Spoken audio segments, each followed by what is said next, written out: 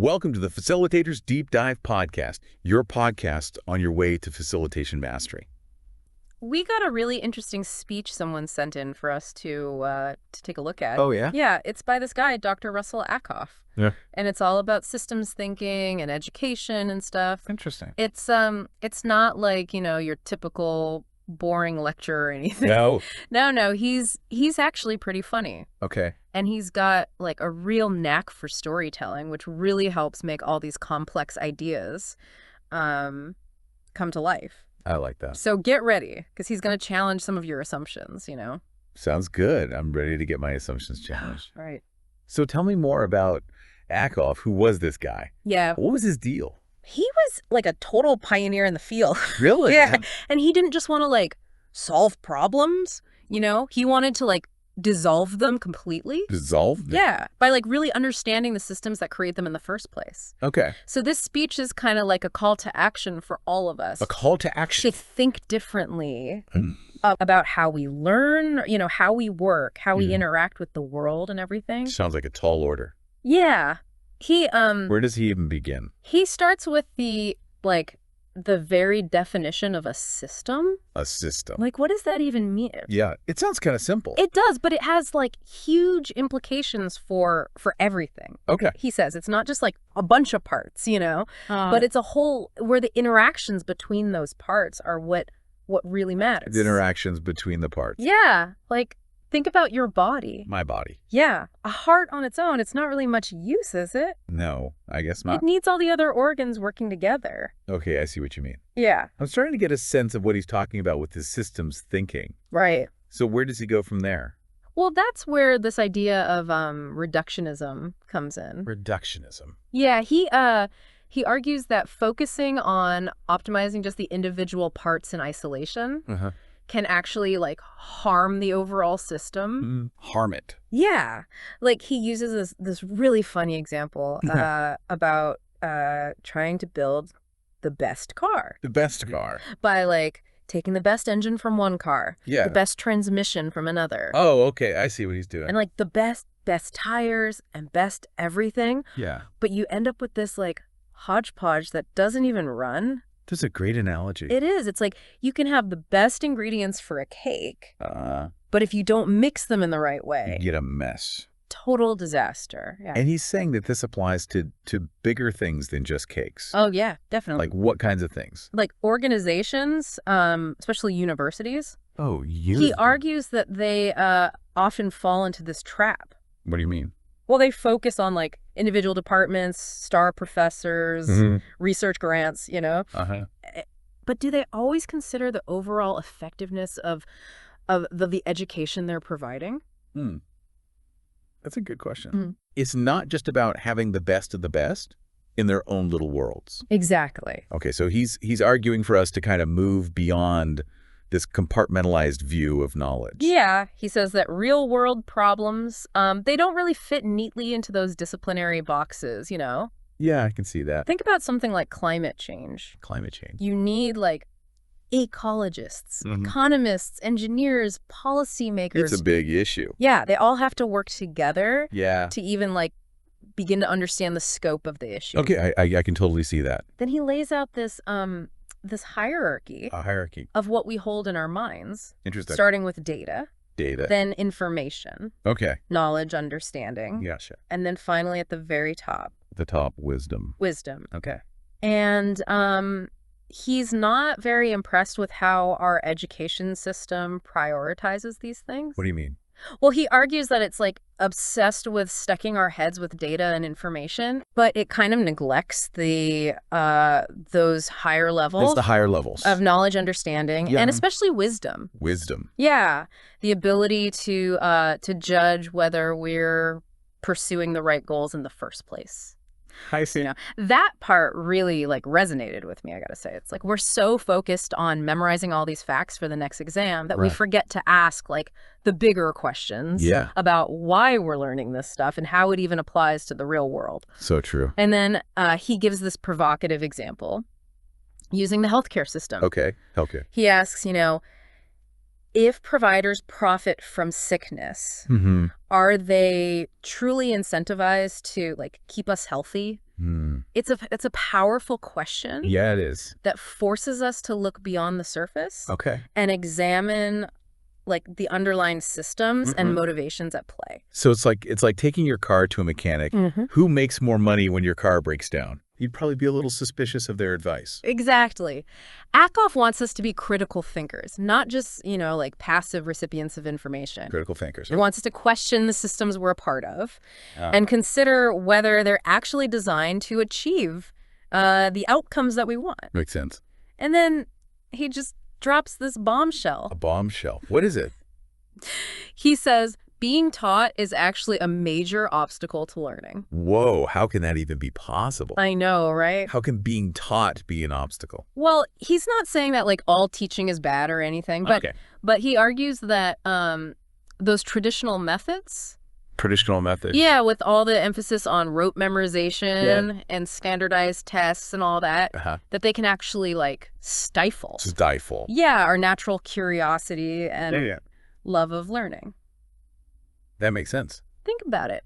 We learn the most essential skills, walking, talking our first language, without any like formal instruction. That's a good point. Right. And I know from like my own experience that trying to learn a new language by just memorizing verb conjugations and stuff is way harder than like immersing yourself in the culture and picking it up naturally. Right. So true. And Ackoff, he uses his own experience teaching subjects that didn't even exist when he was a student. Really? To make this point. Wow. The world is changing so fast that any specific knowledge we learn today might be like obsolete tomorrow.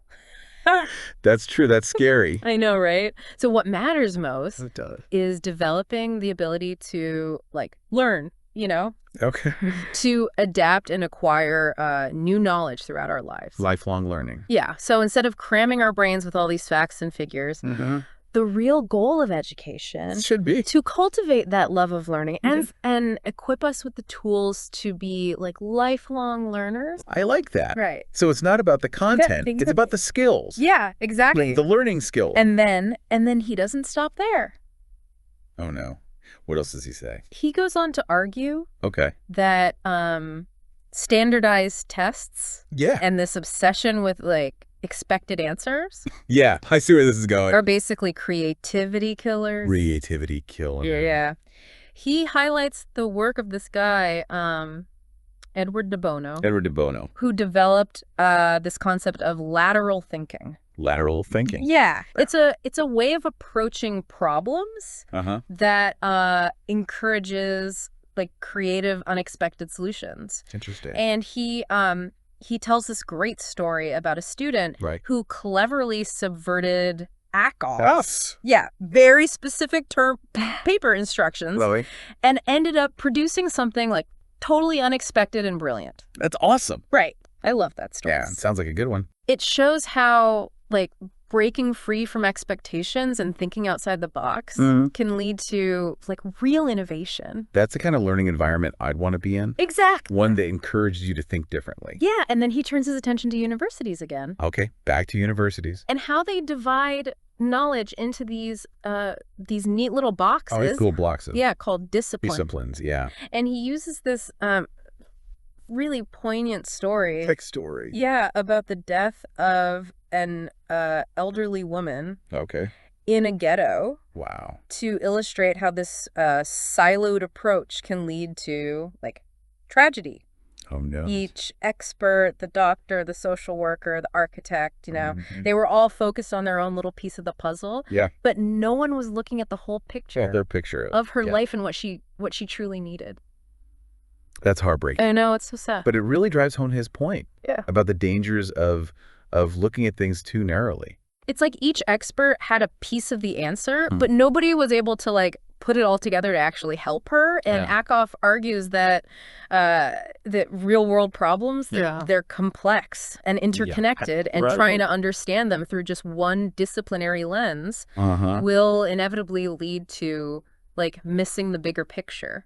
That makes sense. Right? So where does he go from there? Well, this is where his distinction between problems, exercises, and questions comes in. Problems, exercises, and questions. Yeah. Okay, how are those different? And I gotta say, The story about the traveling salesman problem is hilarious. That traveling salesman problem. Yeah. He had this mathematician friend. Mathematician. Who kept trying to turn it into a textbook exercise by withholding crucial information. Oh, wow. It's a perfect illustration of Ackoff's point. Yeah, what's that? That real-world problems are messy. Messy. Yeah, they come with incomplete information. Changing variables. Yeah. Unexpected twists and turns. Sounds like real life. They don't fit neatly into like equations and formulas. Right. You know. Okay, that's a good place to pause for now. Okay. We'll pick back up next time. Sounds good. And delve a little deeper into Ackoff's ideas. Right. About problems and solutions. Great. See you then. Okay, see ya. And he even says that, like, seemingly simple questions like, what's 2 + 3, can have totally different answers. Oh, really? Depending on, like, what you're actually trying to figure out. I mean, I guess, yeah, if you're adding apples, 2 + 3 = 5, but... But what if you're combining chemicals or something? Oh, okay. Right. Suddenly the answer could be, like, very different, even explosive. Yikes. So it's all about context. He's reminding us that context is everything. Don't jump to conclusions. Right. He wants us to think critically and question our assumptions. Not just like blurt out the first thing that pops into our heads. Exactly. And he doesn't stop at just solving problems. There's more. Oh yeah, he argues that there are like higher levels of dealing with them. Okay, so what are these higher levels? So he talks about problem resolution. Problem resolution. Where you find like a good enough solution based on, past experience and stuff. Practical, drawing on what's worked before. Yeah, but he says there's an even better approach. Oh, whoa. What's that? It's called problem dissolution. Problem dissolution. I get where you like redesign the system. The whole system. To make the problem just disappear. Wow, that sounds pretty ideal. I know, and his matchbook story is like the perfect example. Matchbook story, what's that? So people were burning their fingers, Guiding matches, yeah. So instead of just being like, okay, be more careful. Yeah. They redesigned the matchbook. How'd they do that? They just moved the striking surface to the side. Oh. Genius. So simple. I know, right?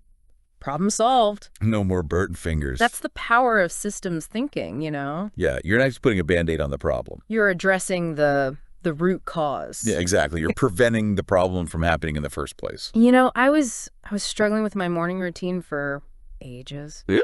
I was always running late and stressed out. And then I realized I was treating it like a problem to be solved. Every single day. Instead of like redesigning the system. Oh. So I reorganized my kitchen and I prepped breakfast the night before. Okay. Even laid out my clothes, Smart. And suddenly, no more morning chaos. There you go. Problem dissolution in action. I know, right? Ackoff would be proud. It's amazing how much time and energy we waste On what? dealing with the symptoms of problems instead of addressing the underlying causes. It's like taking painkillers for a headache, but never dealing with the stress or lack of sleep. That's causing it, yeah.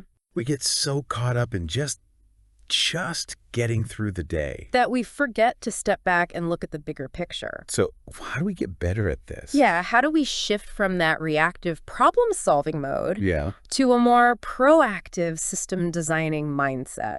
Ackoff would say it starts with awareness. Awareness of the systems we're a part of. Okay.